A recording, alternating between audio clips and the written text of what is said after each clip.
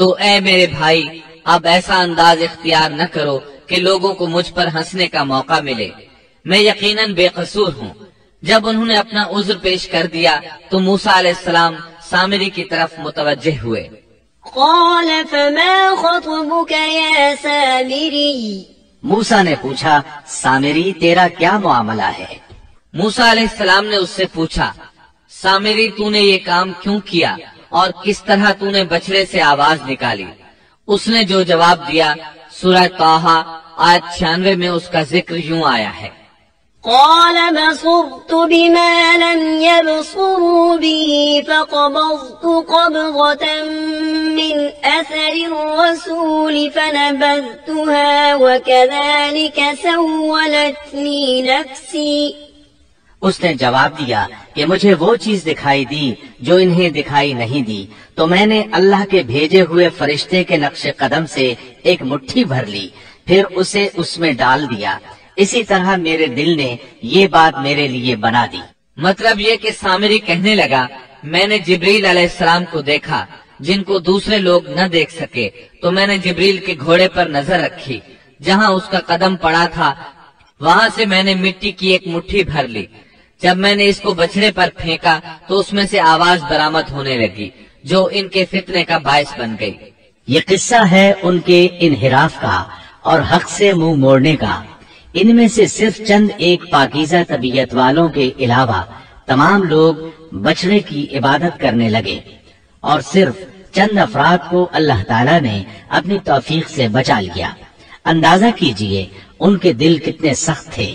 اللہ تعالیٰ کی کئی ایک نشانیاں اور موسیٰ علیہ السلام کے معجزات دیکھنے کے باوجود برے کردار کو اپنایا۔ فرعون پر نازل ہونے والے عذابات اور موسیٰ علیہ السلام کی صداقت کی 9 عظیم نشانیاں بھی دیکھ چکے تھے۔ پھر انہوں نے اپنی آنکھوں سے دیکھا کہ کس طرح ان کے سامنے دیکھتے ہی دیکھتے سمندر پھٹ گیا اور ان کے لیے وہاں گزرگاہیں بن گئیں۔ لیکن ان تمام نشانیوں کے بعد اب پھر اللہ تعالیٰ کے مقابلے میں بچڑے کی پوجا کرنے لگے۔ اسی لیے اللہ تعالیٰ نے ان کے متعلق سورۃ البقرہ آیت 93 میں فرمایا ہے، وَأُشْرِبُوا فِي قُلُوبِهِمُ الْعِجْلَ بِكُفْرِهِمْ، اور ان کے دلوں میں بچڑے کی محبت گویا پلا دی گئی ان کے کفر کے سبب سے۔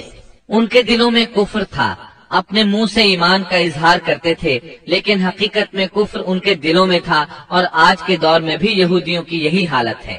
اس کے بعد سامری کے لیے احکامات جاری ہوئے۔ سورہ طٰہٰ آیت 97 میں ارشاد باری تعالی ہے، قال فاذهب فإن لك في الحياة أن تقول لا مساس وإن لك موعدا لن تخلفه وانظر إلى إلهك الذي ظلت عليه عاكفا لنحرقنه ثم لننسفنه في اليم نسفا۔ موسیٰ نے کہا اچھا جا، دنیا کی زندگی میں تیری یہی سزا ہے کہ تو کہتا رہے کہ مجھے نہ چھونا، اور ایک اور بھی وعدہ تیرے ساتھ ہے جو تجھ سے ہرگز نہ ٹلے گا، اور اب تو اپنے اس معبود کو بھی دیکھ لینا جس کا تو اعتکاف کیے ہوئے تھا کہ ہم اسے جلا کر اس کی راکھ کو کیسے دریا میں بکھیر دیتے ہیں۔ موسیٰ علیہ السلام نے سامری سے مخاطب ہو کر کہا دنیا میں تیری سزا یہ ہے کہ عمر بھر تو یہی کہتا رہے گا کہ مجھ سے دور رہو، مجھے نہ چھونا۔ بعض مفسرین نے اس کا مطلب یہ بیان کیا ہے کہ اسے ایک مہلک بیماری نے آ لیا اور اس کی وجہ سے لوگ اس سے دور رہتے، نہ کوئی اسے ہاتھ لگاتا نہ کوئی قریب جاتا۔ پھر فرمایا آخرت میں بھی تیری زبردست سزا مقرر ہے، اور اپنے معبود یعنی بچڑے کا بھی حشر دیکھ کہ جس کو تو معبود خیال کر بیٹھا تھا۔ موسیٰ علیہ السلام نے اس کو جلا دینے کا حکم جاری کیا، اور جلانے کے بعد اس کی راکھ اٹھائی اور دریا میں اڑا دی تاکہ کوئی شخص دوبارہ بچڑے کی عبادت کا خیال تک دل میں نہ لائے اور عبرت حاصل کرے۔ اس کے بعد موسیٰ علیہ السلام نے فرمایا انما الہکم اللہ الذی لا الہ الا ہو وسع کل شیء علما۔ اصل بات یہی ہے کہ تم سب کا معبود برحق صرف اللہ ہی ہے، اس کے سوا کوئی عبادت کے لائق نہیں، اس کا علم تمام چیزوں پر حاوی ہے۔ پھر موسیٰ علیہ السلام نے اللہ سے دعا کی، قال رب اغفر لي ولأخي وأدخلنا في رحمتك وأنت أرحم الراحمين۔ موسیٰ نے کہا کہ اے میرے رب، میری خطا معاف فرما اور میرے بھائی کی بھی، اور ہم دونوں کو اپنی رحمت میں داخل فرما، اور تو سب رحم کرنے والوں سے زیادہ رحم کرنے والا ہے۔ اس کے بعد اللہ تعالیٰ نے بچڑے کے پجاریوں کے بارے میں احکامات نازل فرمائے۔ ان کا ذکر سورۃ الاعراف آیت 152 میں ہے۔ إن الذين اتخذوا العجل سينالهم غضب من ربهم وذلة في الحياة الدنيا وكذلك نجزي المفترين۔ جن لوگوں نے بچڑے کو معبود بنایا ان پر بہت جلد ان کے رب کا غضب نازل ہوگا اور دنیا کی زندگی میں ذلت نصیب ہوگی، اور ہم افترا پردازوں کو ایسی ہی سزا دیا کرتے ہیں۔ چنانچہ اسی وقت ان پر غضب نازل ہوا اور وہ قیامت تک غضب اور ذلت کا شکار ہو گئے، اور ذلت ان کا مقدر بن گئی، جیسا کہ سورۃ الفاتحہ میں اللہ تعالیٰ نے ہمیں یہ دعا سکھائی ہے۔ سورۃ الفاتحہ آیت 6 اور 7 میں ہے، اهدنا الصراط المستقيم صراط الذين أنعمت عليهم غير المغضوب عليهم ولا الضالين۔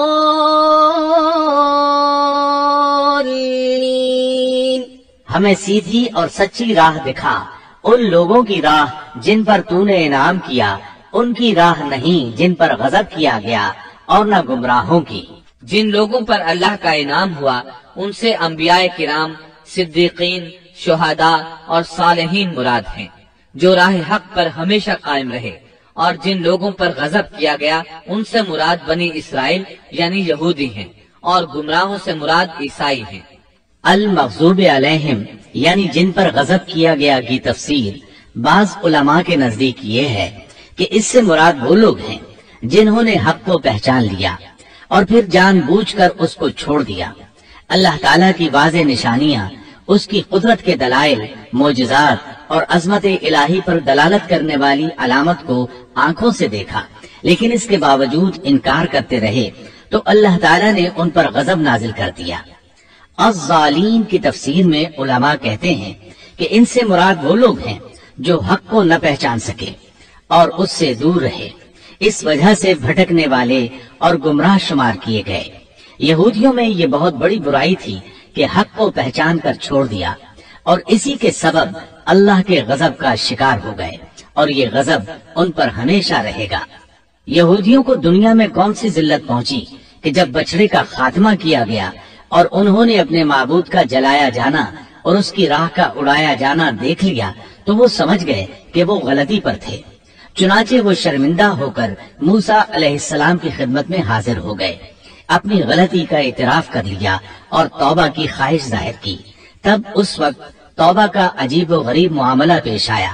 حکم ہوا، اللہ تعالیٰ سورۃ البقرہ آیت 54 میں فرماتے ہیں، وَإِذْ قَالَ مُوسَى لِقَوْمِهِ يَا قَوْمِ إِنَّكُمْ ظَلَمْتُمْ أَنفُسَكُمْ بِاتِّخَاذِكُمُ الْعِجْلَ فَتُوبُوا إِلَى بَارِئِكُمْ فَاقْتُلُوا أَنفُسَكُمْ ذَلِكُمْ خَيْرٌ لَكُمْ عِندَ بَارِئِكُمْ فَتَابَ عَلَيْكُمْ إِنَّهُ هُوَ التَّوَّابُ الرَّحِيمُ۔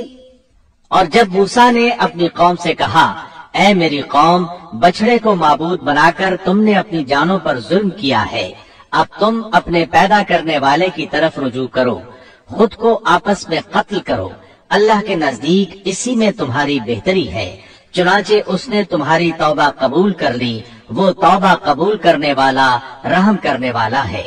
مطلب یہ کہ اگر تم چاہتے ہو اس گناہ پر قیامت کے دن پکڑے نہ جاؤ تو خود کو قتل کرو۔ یہاں یہ بات واضح رہے کہ اس قتل سے مراد خودکشی نہیں ہے، بلکہ شرک نہ کرنے والوں کو حکم دیا گیا کہ وہ شرک کرنے والوں کو قتل کر دیں، تو انہوں نے تلواروں اور خنجروں کے ساتھ گائے کے پجاریوں کو قتل کر دیا۔ سیدنا علی رضی اللہ عنہ فرماتے ہیں کہ مقتولین کی تعداد 70 تھی۔ جب 70 آدمی قتل ہو گئے تو موسیٰ اور ہارون علیہ السلام نے عاجزی اور انکساری کے ساتھ بارگاہ الہی میں بخشش کی دعا کی۔ اللہ تعالیٰ نے اپنے برگزیدہ بندوں کی دعا قبول فرمائی اور مقتولین کو معاف فرما دیا اور باقی ماندہ لوگوں کو بھی بخشش سے نوازا۔